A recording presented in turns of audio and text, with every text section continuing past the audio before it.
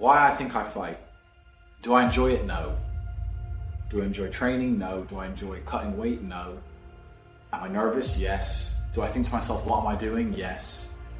Completely. Unfortunately, it's one of those things you're either born with or you're not. And the only way I can explain it, to try and make it make any sense, is that if I'm not doing something which is either extremely difficult or extremely stressful, I'm in a perpetual state of crippling boredom. I can't explain it. I see other people live their lives and they're like, oh, I can't wait for the weekend because I want to watch this movie. I think, who cares about a movie? You're looking forward to the weekend for a movie? Looking forward to the weekend to get drunk? Like, these things to me are so mundane. They mean nothing. And if I don't fight, if I'm not in a situation where I'm stressed or worried or concerned, I'm just perpetually bored. And boredom's crippling. If you're an intelligent person and you've got a good brain on your shoulders, you can't just sit there bored. You know? So most smart people take the academic route to avoid boredom. They learn, but that's never really interested me either. Although I've always been an intelligent guy and I've always done well academically, it never really interested me. And then I see people climb Mount Everest or jump off buildings or do base jumping, or the guy who jumped from space. People think, what's he doing? He's crazy. I understand. Because some people can't live normal lives. Some people cannot just function 9 to 5 office job, get drunk at the weekends. That is not for some individuals, and it's not for me. So I have to find something which keeps me physically tired enough to stop me going AWOL, and mentally tired enough. And I've chosen fight, because without this, when I'm not training, I wake up every day and think, okay, what am I going to do today? It's 9 a.m. on a Tuesday, I'm bored. Everyone's at work, I'm bored. I'll end up doing something crazy. I'll either end up drunk or on the Eurostar, or, you know, it's just a random lifestyle. So I'm constantly looking for never-ending entertainment, and it doesn't exist. I think the only thing that could stop me fighting is if I had enough money to constantly entertain myself. Unless I'm a billionaire, I need something that keeps me focused and keeps me occupied in life. With fighting, I have to train twice a day, and I have to train hard, and the stress it brings in every aspect can replace fun, and my mind is occupied. It occupies me. It's the only way I can try and explain it. It occupies me, and I could never stop doing this even if I lost 100 fights, because I'm not built for living a normal existence. I can't do it. I couldn't just have a kid with some girl and sit at home and work a little bit and relax. I've never relaxed my entire life. I don't know what relaxing is. It's just not me.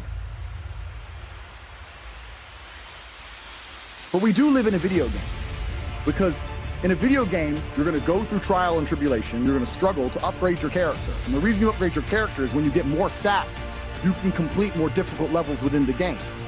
Life is exactly the same. The levels never end, but as you become better, you stand a better chance of completing it. You need this juxtaposition. There is no light without dark. You will not appreciate your six-pack unless you didn't have one and you had to earn it. That's how the world works. So when I talk to these dudes like, oh, but it's, you know what, Tate, yeah, I agree, but you know it's hard. It's hard. Of course it is. It's supposed to be. What you want to do is just sit there and exist and then fade into history unremembered. That's your decision. If you want to level up your character, then you need to get out here and do it. You need to be around brave men. You need to get some balls. You need to get your network together. Listen to the truth. Humble yourself. Stop sitting there with an ego. Realize you ain't shit. You know what I'm saying? So the world has always been about respect. As a man, you need to be respected. And you're only going to be respected if you do things that people respect. And most of the time, those things are on the other side of fear. We talk about the world we live in today and the problem with girls, et cetera, et cetera. The real problem with the world is that there is an epidemic of cowardice. Men are cowards. We have an epidemic of cowardice. Everybody is so fucking afraid. It's on the other side of fear that you're going to garner the respect of other individuals. You have to do things that they're afraid to do, meaning most likely you are also afraid. I've done a bunch of shit I was afraid. I was afraid 87 times before I got in the ring and cage. It's scary, right? I lived a scary life. But by going through all of that, I am now respected. You have to learn to face your fear. I'm not saying not be afraid, because that's not brave. If you do something and you're not afraid, you're not brave. You have to be afraid and do it anyway.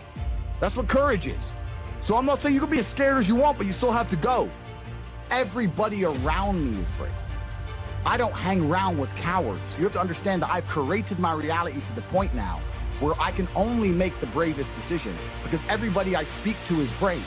I'm rich enough that everybody I correlate my existence with, everybody I conversate with, is saying do the brave thing. There's literally no realm for being a coward. So how can I be the only coward in my peer group?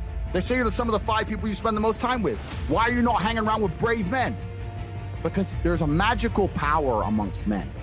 And it's a magical power which has been forgotten and lost. When you put enough men in the same room, there's a transference of energy that makes us feel invincible. Because what used to happen evolutionarily is when large groups of men got together, you charged at the enemy. That's what you did. You ran at the spears. Even in World War I, World War II, they ran at machine guns, screaming over the trenches. When men get together, there's a magical force that makes us feel brave, makes us feel powerful. So you should be around other men that make you feel that way. You need to create your reality. You don't even need to be brave enough to become brave by yourself. You need to be around men who are already brave.